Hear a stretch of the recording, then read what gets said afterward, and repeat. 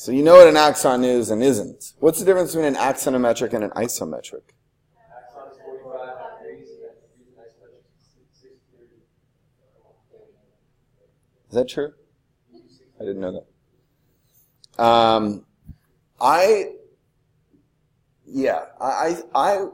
I think that is correct. I would say more generically an axon or ISO has a fixed rotation in space. So things are rotated, the plan is rotated and projected up at a particular angle.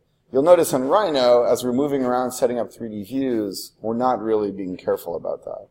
We're just kind of finding a view we like. Even oftentimes it is a perspective view, not a parallel view. So I want to show you today how to do parallel views. So why don't you open up your last Rhino model. Let's see, and try to follow along here. Where's my demo? Oh, wrong class. Wrong semester. Here we go. Week 5. We're on week 6 now. Isn't that great? This semester is going to be over before you know it. The first month and a half is the most adjustment. It's like, how many of you have had office jobs? Even when you change office jobs, like things you know how to do, it takes you like 3 months to get comfortable. And in school, it takes you 3 months to get comfortable, and then we pull the rug out from under you and you start again. And it takes you another 3 months to get comfortable. Here we go. So this was our model. And I'm going to do 2 things real quick. One, I'm just going to quickly show you how, again, to model the same sort of thing using developable surfaces. So, what's that? Pyramids work. Pyramids are generally faceted, so they're flat, so there's no anything going from flat to flat. But some of the developable shapes that you could use, let's do this. There's my 6x6 cube. So some of the developable shapes you can use are, let's name some. Think of curved shapes that are developable. What is it? Cylinder, yes, that's one. What's a variation of the cylinder? A cone. And then in addition to that, is that what you said, cone? A torus. No. A torus, no, because imagine rolling a piece of paper into a tube and then trying to make it into a donut. It's going to severely crumble on the inside. So, if you used elastic material, yes, but if you're using rigid, I forget the engineering term, isotropic, something that doesn't deform, a torus is tough. Am I right about that? I think I'm right about that. Yeah, because you're curving in 2 directions. So ultimately, does everybody understand why a torus? This is a torus. Torus is also known as a donut.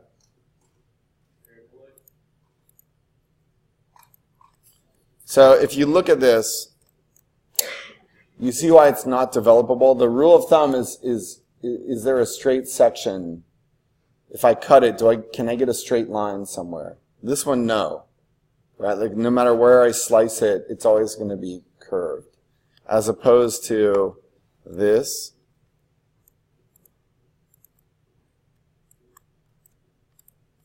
Let me illustrate quickly.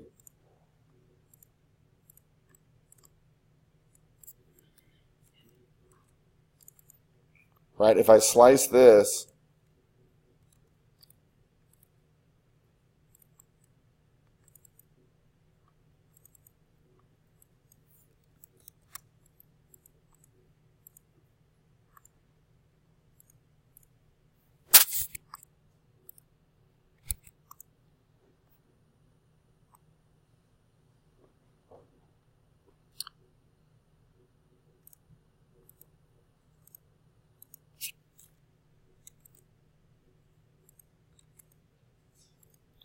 right? So if I make each of these a planar surface,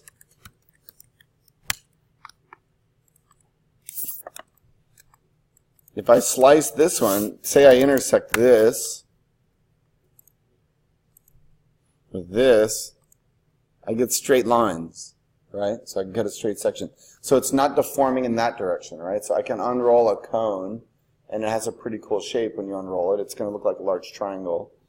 But if I slice it in this direction, if I intersect here and here, it's round. And in the case of the torus, no matter where I slice it, I'm not going to get a straight line, which is the same case with a sphere. So cones, pyramids are not round anywhere. Let's look at some of the other ones.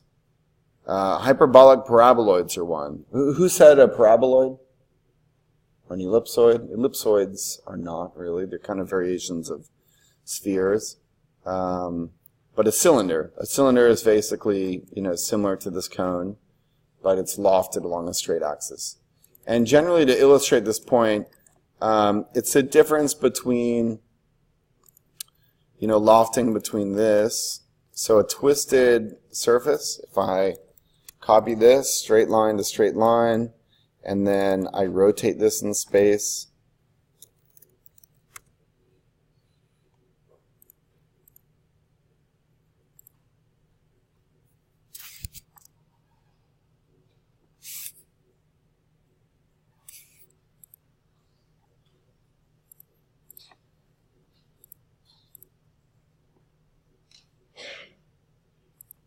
say I rotate it 45 degrees. You see what I have there? I have two lines, each rotated. And if I loft this, for one thing, I have the option to do developable. So, I could do that. And some of you are dealing with this issue in Studio where you have a twist. Even if it is developable and you can unroll it, it's maybe more difficult. So think about just triangulating. So if you just draw from one edge to one edge and then another edge to another, using two triangles, you can transition and turn in space. But if we did straight sections, for instance, okay, this is a developable surface. So I can unroll this.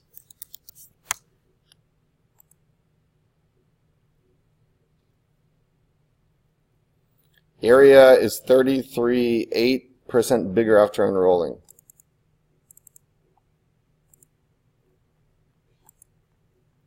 Look at that.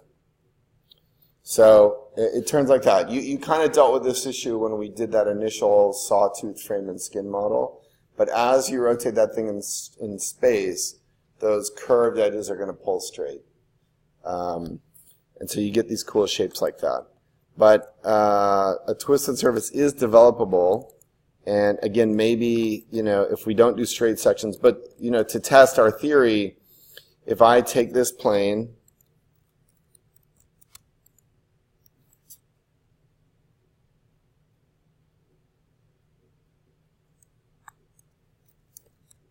let's slice it in the middle.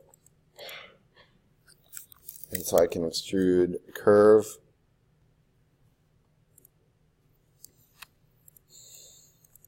And if I intersect this with this, I get a straight line, right? So therefore I know that this is a developable surface. Who makes a lot of shapes like this?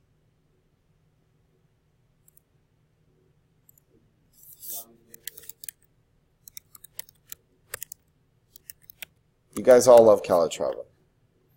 Students come in loving Calatrava because, look, these are all ruled surfaces. They're all straight lines. See that? It's a complex form, but each line is straight.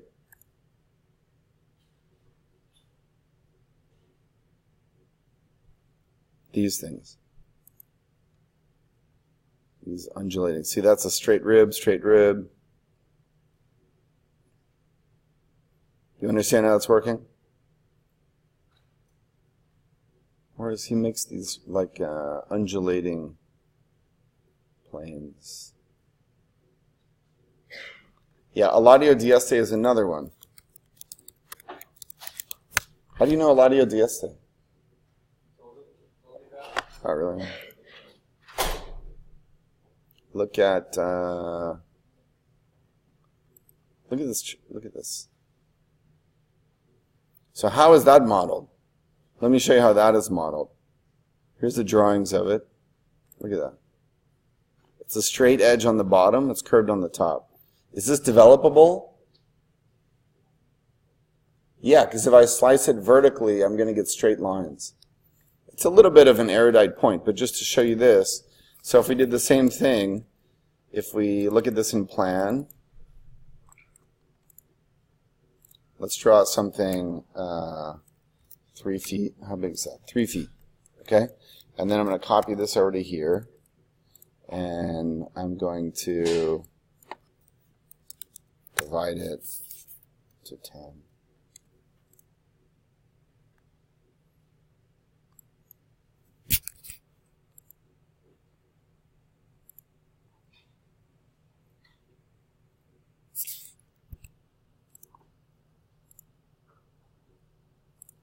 And draw a squiggly line.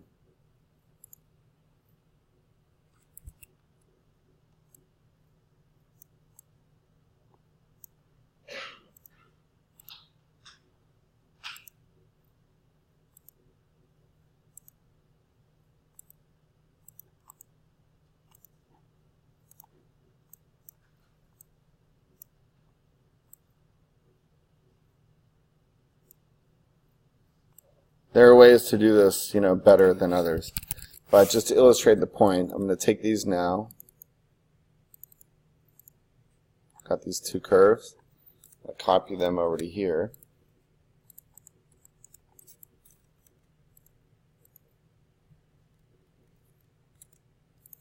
And I hope you guys are getting a little comfortable at, like, if I want to move this up, I just look at it in a side view and click ortho, and I can move it straight up. It's sometimes hard to move things in the 3D view. Okay? So I want to do that differently. I want to move this one up. Oh, no, I don't.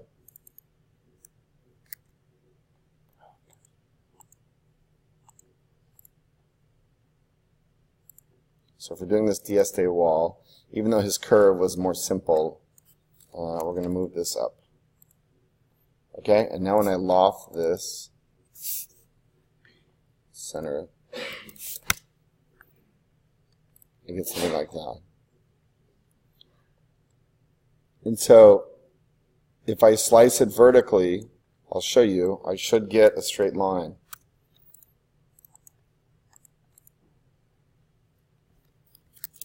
Extrude curve is the command I'm using.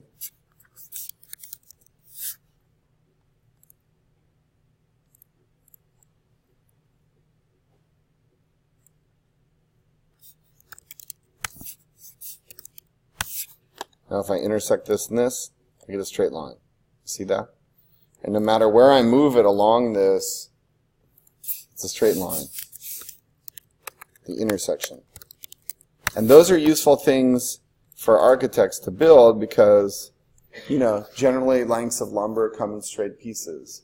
And it's easy for a worker to go out in the field and just define 2 points in space and connect them. Now there are more advanced ways of doing things. And so one way to, let me think how to show you, a doubly curved surface is it's curving in both directions. So this one, if I were to slice it horizontally, you can see how I'm not going to get a straight curve. Right, no matter where I slice it.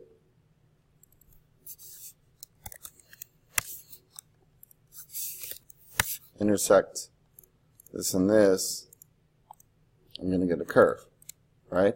So a surface where I slice it in either direction, and if I get a curve in either direction, that's considered doubly curved, a doubly curved surface.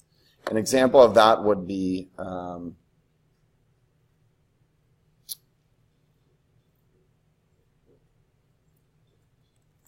here, I'll show you an example of that. So if we draw 3 curves, or let's say 2. So let's say I take this curve and I copy it. And so generally if I'm like lofting this to this, a loft is a straight path. It's going to go from one surface to the other. I'll have that straight path. But if I define another curve, so let's rotate these.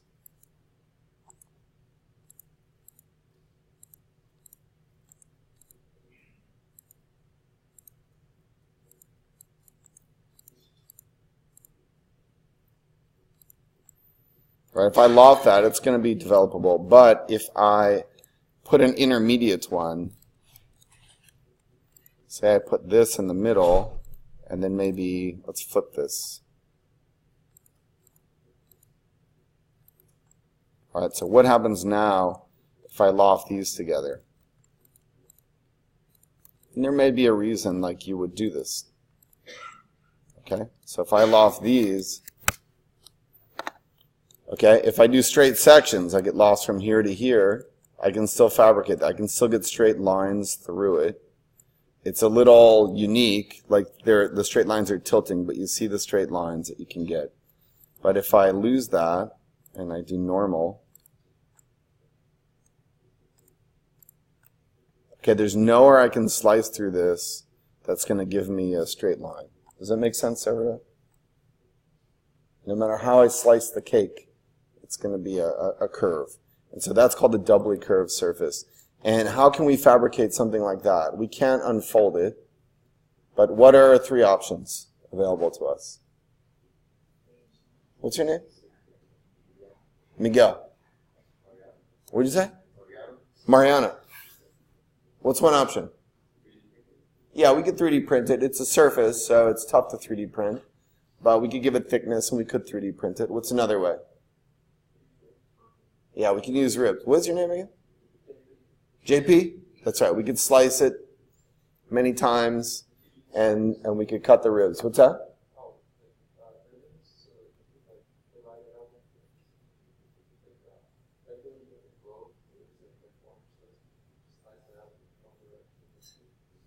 Yeah, we could do, well, yeah, and basically ribs are how, are a lot like topos. If you've ever built like a topographic landscape model, if you look at a topographic map, this is what landscapes look like. Like there are no naturally occurring straight lines in nature. So when cartographers draw a map,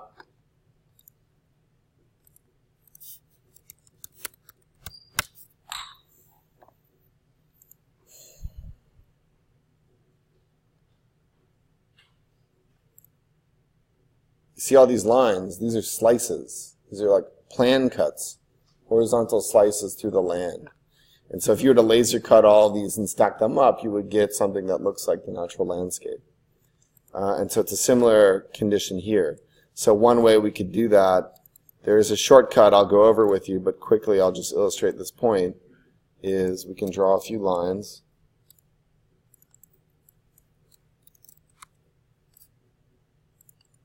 Okay, I'm going to use the offset command. Let's say 3 inches.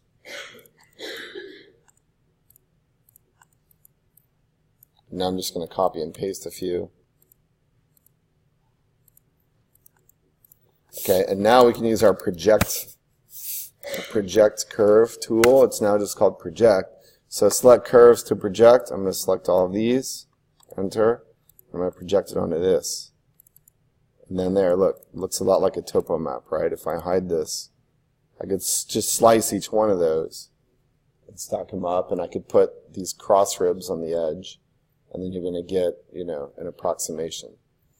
So again, we've added back a degree of flatness, so I can cut it as a rib model, as a section model, but I can't really unfold it anymore. It's not developable. So we need to rely on a different set of tools to fabricate it. So here's a quick little demo for you. So if we were to, you know, redo this with some developable solids, you know, we could do cones.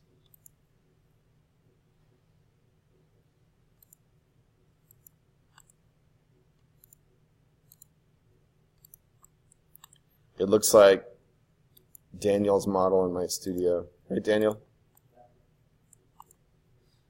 I'm glad you said right. Okay, we could do that. We could even intersect some of these things. So I'll just show you quickly if we overlap these.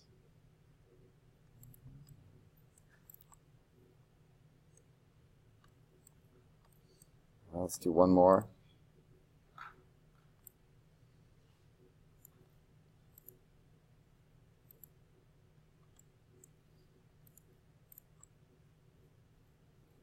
It's a little bizarre what we've got here, but let's try it.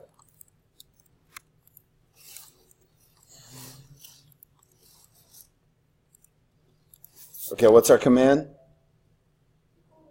Boolean difference.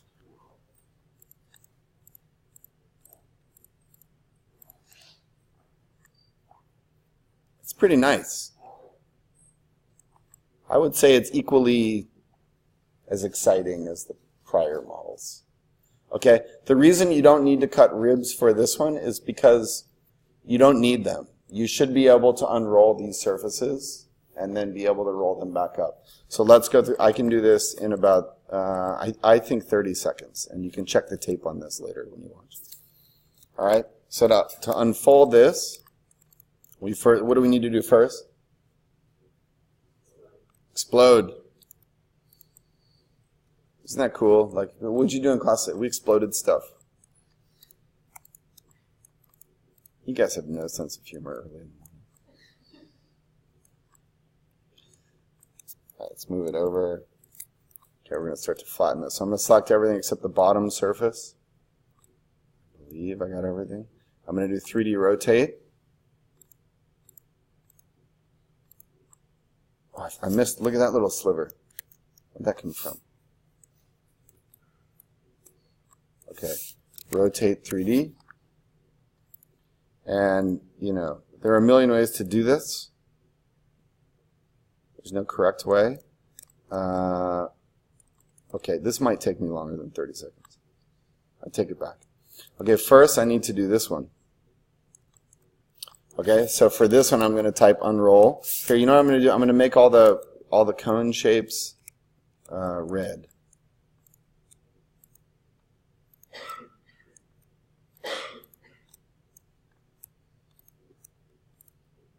All right, so the red surfaces we need to unroll. So I can do this one. I'm going to start with this one. I'm going to type unroll.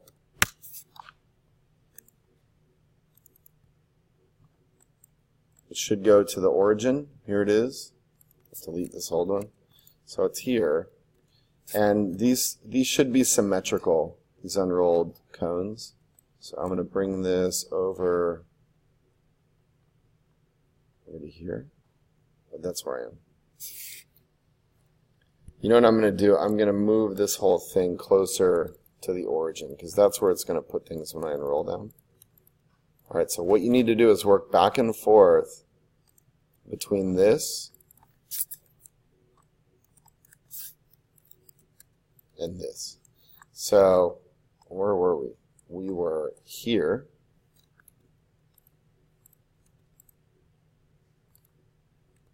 So I'm going to put the point here, and I'm just going to rotate 2D into place. All right, so that is that, unrolled. Now I can delete this. And so how can I get this down to there? Okay, I'm going to take this one and rotate it flat and then line up those edges. So watch what I do here. Okay, and now I'm going to take these and rotate them. So it may seem a little crazy at first, but just go through the process. So now I'm going to unroll this one. Okay, put it here. So I'm just going to line up the points. Cones should form points. You'll see if I rotate this, it's basically flipped. So I can rotate 3D now and just do a complete 180. Okay, so that should turn into that. Does everybody see that? Yeah? And I like these shapes. I like developable shapes. Now, for instance, if I were to rotate this and this, I'm going to undo this, but if I were to rotate this and this, I would have a tough time when this is flat and lining that edge up with this edge. Because you see, that's going to be curved, and it won't fit in there when it's unrolled. But I can line up, it's better to line up straight edges. Let's make better fold lines. So I might now, I could actually like rotate this whole thing, and you'll just have to keep looking at it. I would say find straight edges to unroll the thing. Okay, and so now I could take this and this and this and this, and I can rotate this whole thing.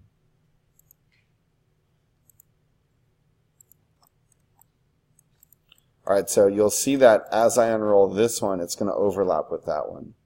So I probably want to undo that and just unroll these two. You'll see as you go. It'll be a little trial and error. You'll hit some collisions, but I don't think it should take you too long. So select that one, type unroll surface, and seriously go through this process. I think you'll be excited by it because you're ultimately going to get, I think, you know, a kind of equally pleasing shape. And one with complexity, but with some geometric precision that isn't lost. Okay, so I got to rotate this one here, and then rotate 3. I'll flip it on its edge.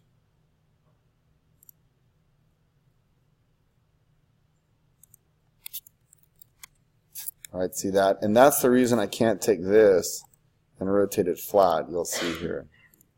See, we can't have them overlapping like that. All right? So the alternative is we can just take all of this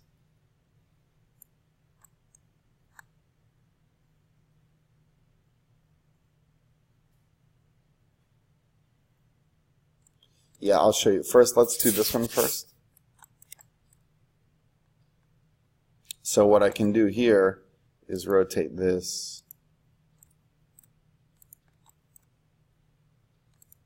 to here. So working back and forth between 3D rotate and 2D rotate. So I can get that down to there. I need to flatten that, right? So I'm going to unroll surface. It's here. And just do it one at a time. Sometimes I find this easier, honestly, than turning on all the labels and exploding things and going back. It can be difficult to work back and forth.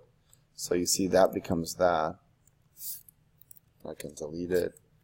And then actually what I can do now is take this and this and rotate them flat.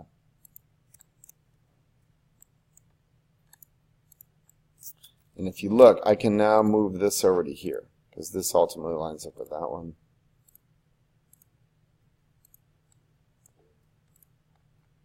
Does that make sense, everybody? So I'll just do these last two. Okay, I'm going to unroll this one. And then just pay attention to the way that you're placing it back underneath each individual shape, the cone. Right? So I need actually I need this edge to touch that edge. I have this thing flipped. So I'm just going to go like this. Move this over to here.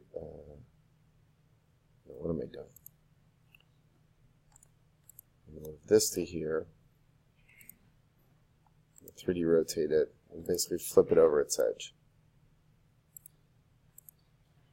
Okay, everybody see that?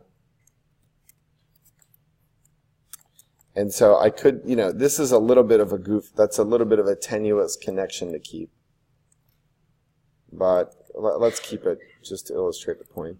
Now I'm going to rotate this entire thing.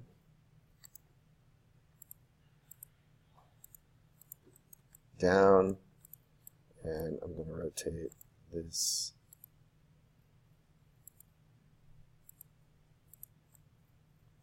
down, and then I'm going to 3D rotate this last piece.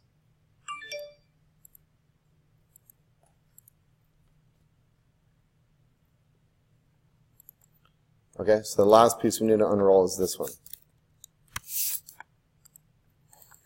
Okay, and we didn't have any problem because those are all developable surfaces. So, consider using cones instead of spheres, unless it's really important. And then if it is important, there are ways to do it, but they won't be surface models. And I think being able to flatten something and then cut it flat and then recut it is a very powerful thing. I'm just going to leave this thing out because I don't remember where it goes. All right, so I'm going to change all of these back to red. These are all the cones. And what I was trying to show you, that should be flat. Sometimes you won't quite rotate it 100% flat, but if you look at it in the side view, I can see that it's flat. All right, so the last thing I want to do is look at this from the top view. I don't like the grid, so I'm going to turn it off. No, I don't want it. Okay, so here it is. And again, I want to laser cut the curves. So I'm just going to do, how can I just get the curves and get rid of the surfaces? I'm just going to duplicate the borders. I'm going to do dupe border. But can you see it up there? I hope that comes through in the video. And I'm just going to move those off. Okay? Now, because this is a complete border, this is a complete border, this is a complete border, I now want to go through and explode those so that they're individual line segments. And then everywhere a surface touches another, I want to delete overlapping lines. There is a command, it might be called overkill. That's an AutoCAD? Is there a command in Rhino for this? There might be, I don't know it. So just go through and everywhere an edge touches another edge, delete the duplicate curve. Otherwise, when you laser cut this, it's going to cut that line twice, which is going to be a problem.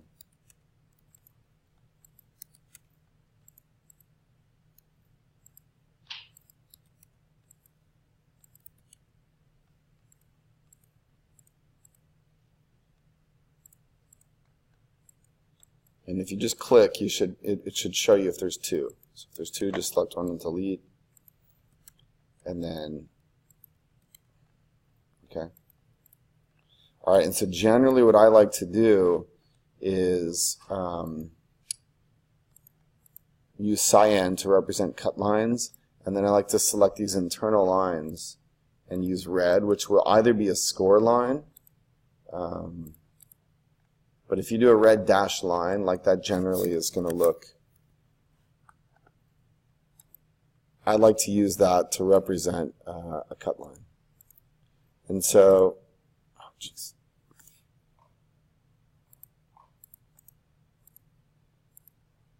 So match properties in Rhino is the opposite of AutoCAD. You select in reverse order.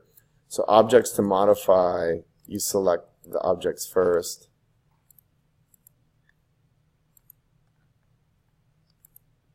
And then click enter, and then select the parent. Okay? So I think I love these drawings because it's hard to predict what these are going to look like for one. The last thing you should do is like join it. Join them all. Oops, look at that. Why did you do that? What I would do is actually join the outside. So that should be a complete closed curve, and that means that the laser cutter should be able to go through and cut this thing in one pass. So usually with the oh look, so it looks like we slightly misaligned those. I'll leave it for now, but generally you would want to rotate it and make sure that you line it back up. It's going to be a little bit off. But what AutoCAD will do is when it laser cuts, it'll go cut the dash lines first. Because if it cuts the outside first, the thing might shift a little, and then when it goes to cut the interior lines, it might be slightly off. So you've got a closed curve here, and then all of these are like that. So now you should be able to group it, okay, and then there's a good drawing to bring into AutoCAD. All right, does that make sense? Yeah? It's a much cleaner process than doing the other one. I like the other one because it's a mix of two techniques, both sectioning and ribs. We also call it a waffle structure, just slicing things on a waffle grid, and then giving them thickness and representing a surface basically with sections. This is actually representing a surface with surfaces. So I like doing it that way. It's 8:54. One last thing I want to show you quickly is how to generate an Axon. So to illustrate this point one more time,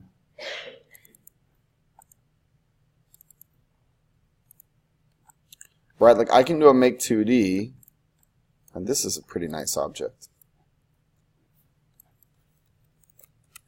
going to bring it over here by this. I like to call these like roadkill drawings. Got ran over by a steamroller. So,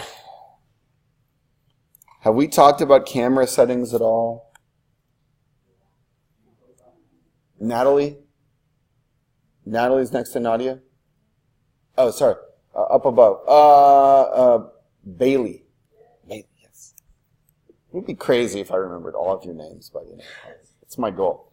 Bailey, we know how to make 2D drawings, right? So we can just we'll do it. So we can just find a view we like. Have I shown you how to save the view? I showed you how to save the view. Do you remember?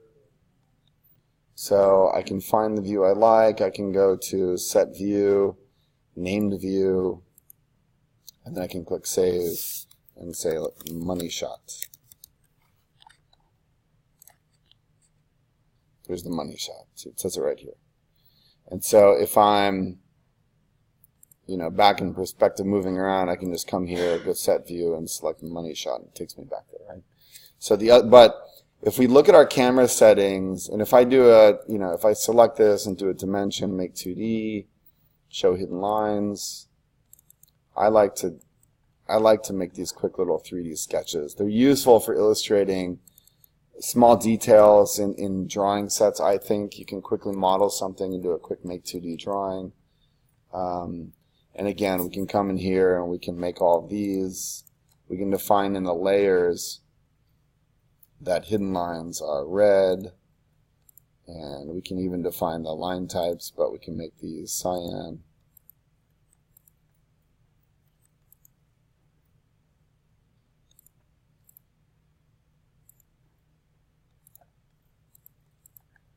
Okay, so we can do it that way. So this is a flat drawing that looks like a 3D object. But that's not an axon. That's not a real axon. And the fact of the matter is, there's not a real way to make an axon in Rhino, because an axon is not a real thing. It's a drawing. It's a flat drawing of a three-dimensional object. And what we're doing here is the opposite. So of course we could use the lines commands and we could draft an axon in Rhino, but once we have a 3D object, we're in a 3D modeling software. To make an axon, we basically have to go through a kind of interesting process. And I just want to illustrate something real quick. So from the same perspective, so the save view money shot, if I now come and go to viewport properties, so basically I did that, I go to this drop-down menu, come to viewport properties. Frank, you know how to do this? Frank, are you sleeping? Frank, sleeping, wake him up. Frank, watch this. Do you know how to change the perspective? So viewport properties, I can change it from perspective. I can change this to a more wide angle perspective. And it's going to have changed it slightly. Make 2D drawing, show hidden line.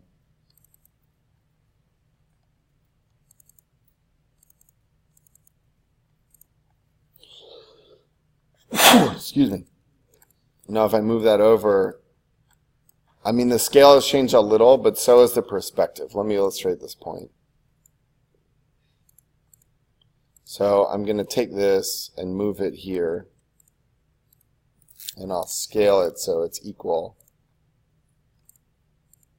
You see the perspective has shifted slightly because we changed the viewport, the camera angle. And the last thing I want to do is show you how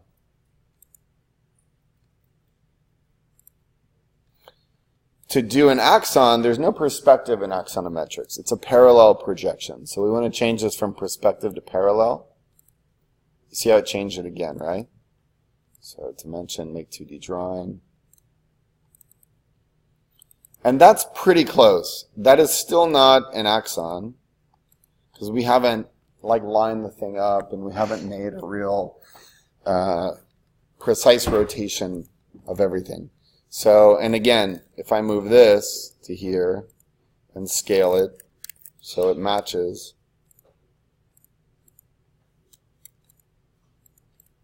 they're all slightly different. But you see this, there's vanishing points here. Here there's not. All the lines are parallel to one another. So the last thing we want to do is in Money Shot, we can't make like a real Axon beyond that. We can just sort of slightly rotate this thing. And there is a kind of more in-depth way of trying to place your camera and really define the angle that you're viewing this thing, but it's a little elaborate. So what I want you to do is follow this process. I'm going to upload a PDF that looks like this, creating an axonometric view in Rhino. So there's no way to create a real-time 3D Axon view that's geometrically correct. So the way that we do this is we're going to distort the object, and I'm going to show you this. So try to follow along. Using export selected, export all the objects you want to use to a new Rhino file. So I want to export this. This is to get rid of everything else. So I'm going to do export selected. I'm going to export it as a Rhino file. And I'll upload this PDF so you can follow along, and the video will also will illustrate this. So let's go demos, and let's call it week 6 Axon shear. This will make sense in a second. All right. Now open the new file in Rhino. So I'm going to go here, demo. I'm going to open my new Rhino file.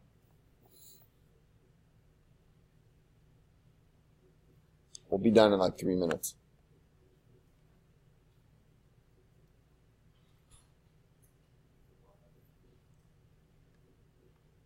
Okay, here it is. It's pretty nice, isn't it? I might make this. All right. Following along.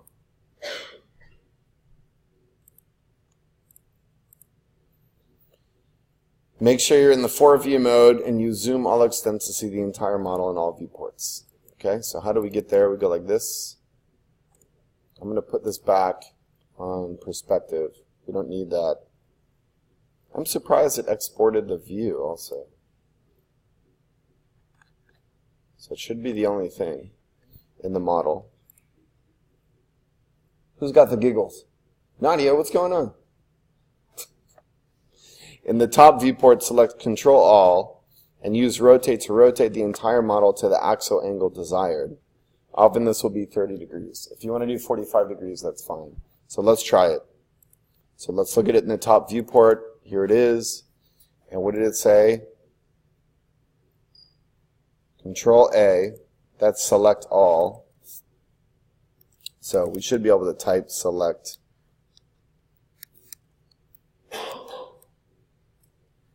Cell All should be Select All. Okay, so everything is selected. And now let's rotate it. Regular rotate, not 3D. And let's define an origin point. Let's say this one. And then we can type 30. You can do 45 if you want. Okay?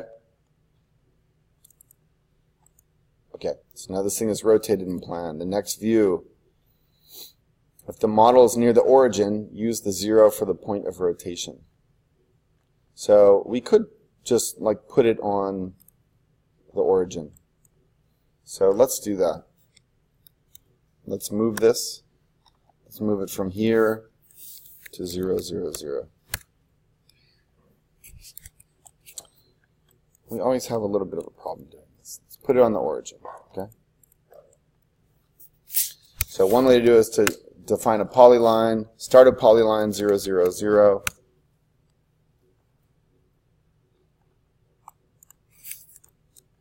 To draw it from here to here. And now to select this. And to move this from here to here. Okay, so now it's on the 0, 0, 0 origin point, so on the top viewport. Okay, everybody see that? So try to put it on the origin point. And now, if the models use the 0 for the point of rotation. All right, so anyway. While the model is still selected, go to the Transform menu and select Command Shear. So Transform, Shear. To establish the baseline, you need to indicate 2 points in the right viewport. You want the baseline to be vertical, so these 2 points need to be vertical to each other. The easiest way to do this is select the origin for the first, and with ortho on, select any point above it as the second. Alternatively, the first point can be the lower left corner of the model, and the second point above that. Okay, so origin points, we need to be in the right viewport. Here's right, there's the origin, and just draw straight up. And now shear angle.